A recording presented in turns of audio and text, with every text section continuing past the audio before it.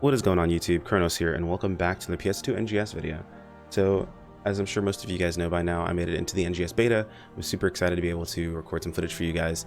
We streamed for about 20 hours or so, actually 21 hours I believed, over on Twitch. So if you guys don't follow me over on twitch.tv/chronocatastrophe, feel free to hop over there and do so. You'll find a link in the video description. We streamed for about 21 hours.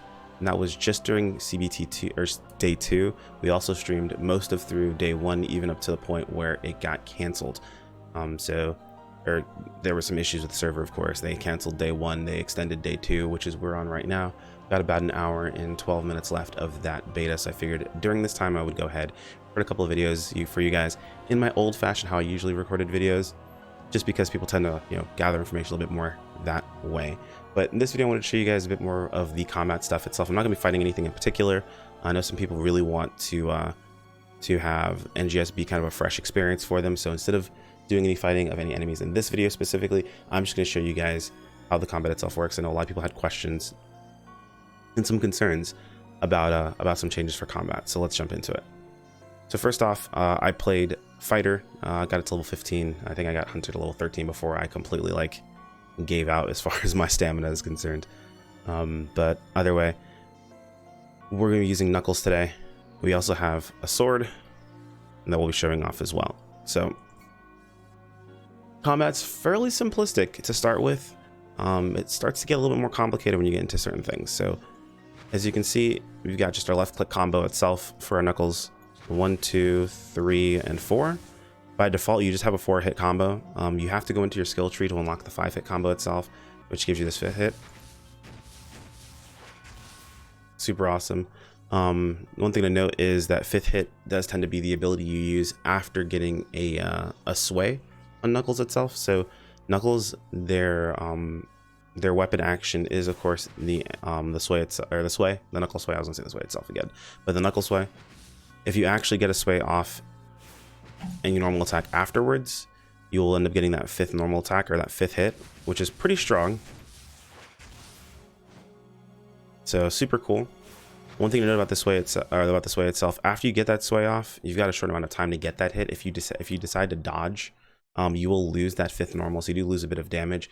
However, you can sway again for a different animation, a bit more damage, and you can actually chain the sways together. One thing I learned, so you do kind of like a shoulder check ability whenever you're doing this sway. You'll probably see that in gameplay footage when I'm fighting something, but you do have options outside of your sway itself, so you're not stuck into it. When you go into that 5th normal, I'll show you guys really quick.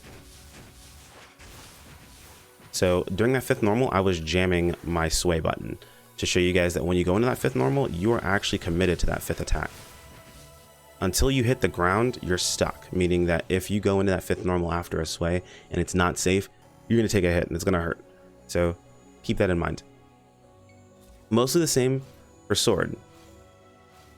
Sword is a 4-hit combo that unlocks a 5th hit from its skill tree.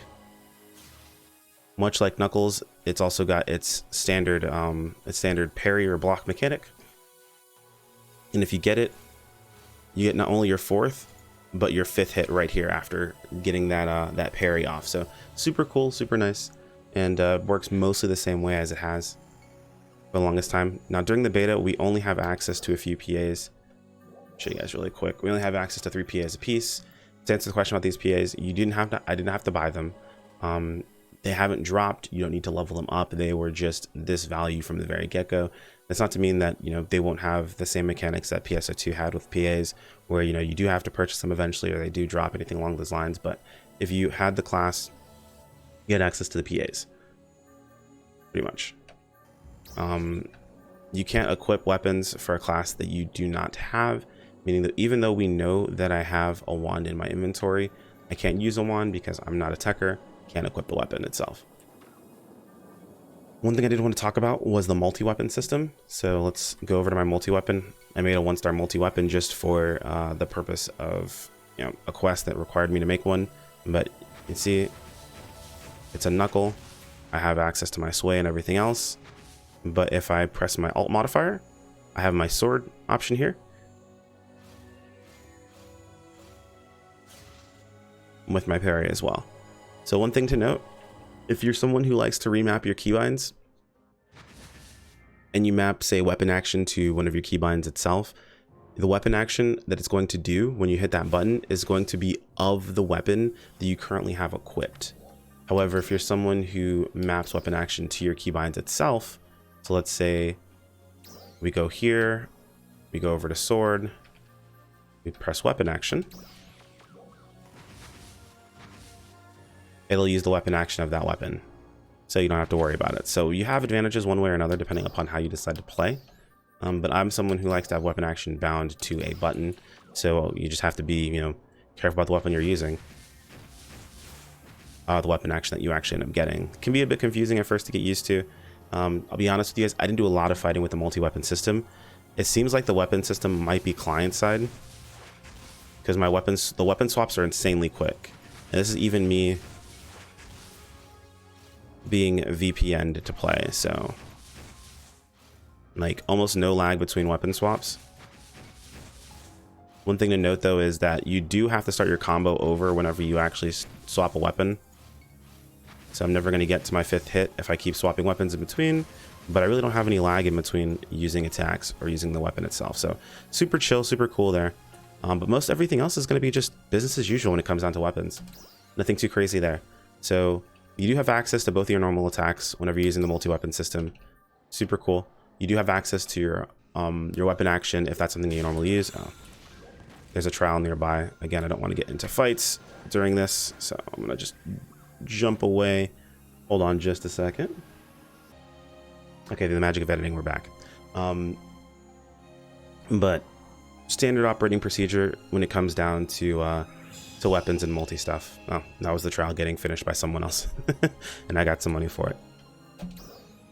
But for the multi-weapons, you can basically attach anything on here that the weapon is capable of doing. I actually double-checked with another friend who was playing Force at the time.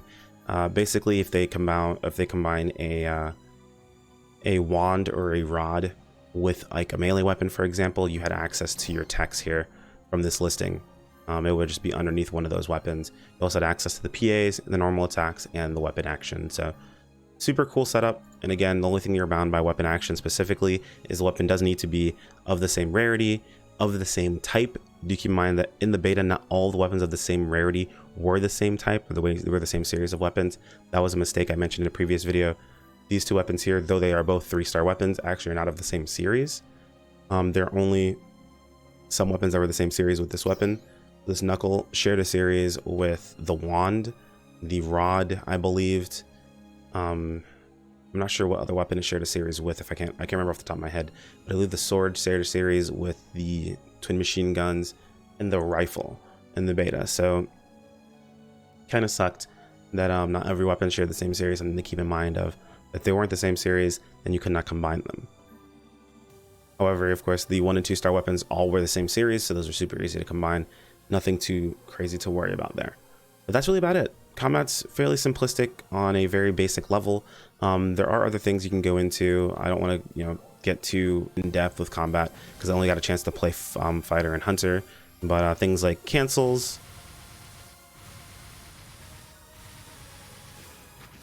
were something really big to get used to. Also, I know a lot of people are concerned like the JA system. With no JAs, do you feel yourself spamming a bit more? Sort of, but to be honest, I've never looked at my animations closer without JAs, like in PSO2. Because there's no JA circle, I'm not just looking for the JA circle, I'm looking for my character to complete the animation, to know when I should attack again. Yes, you can just hold down the button, but some attacks have commitment. So like, for example, this 5th normal is not that easy to cancel out of. During the animation of the 5th normal itself, that actual sway does not come out until after I land on the ground. So it's something to keep in mind. And I will tell you from someone who's done a lot of melee combat in the beta, you will get slapped to the ground if you are just spamming and not paying attention to what you're doing. I think my character's looking at an enemy. Yeah. If you're not paying attention to what you're doing, you'll get slapped directly to the ground. It's happened to me plenty of times. Me just spamming and not paying attention to what's going on around me. I got absolutely murdered by a lot of enemies. Things do hurt. They do a lot of damage. It's actually pretty fun, to be perfectly honest. But in melee combat, it is more difficult, I have found, than just being outside of melee combat, being in range combat, being a force, or I wouldn't say being a techer because a techer is in melee, but being a ranger or anything along those lines.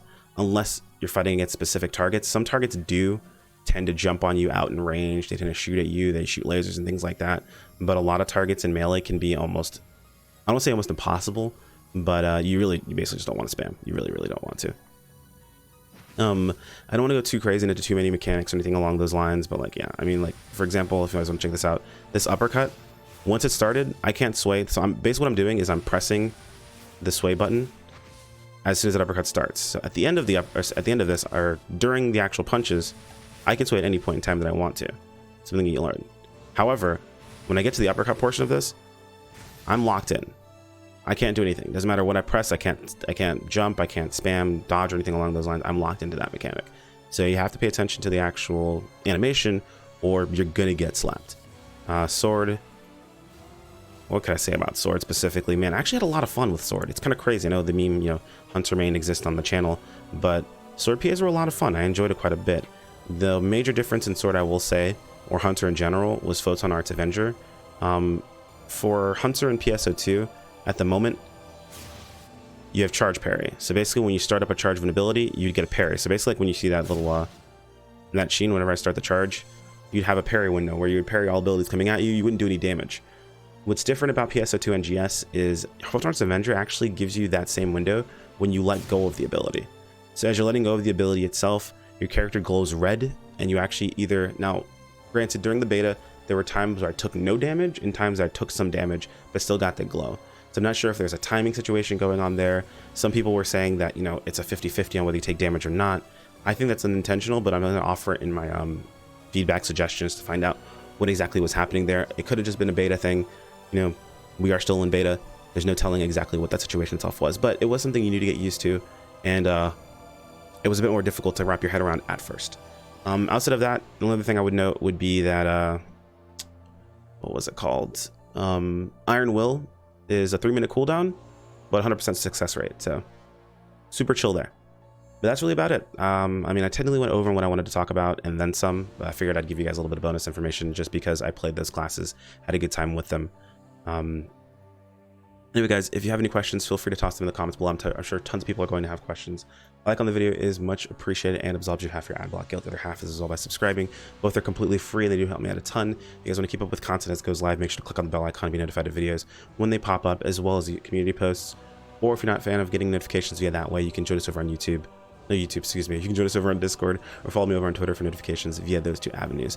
Thanks so much for watching, guys. I'll see you in the next video. Take care. Peace out.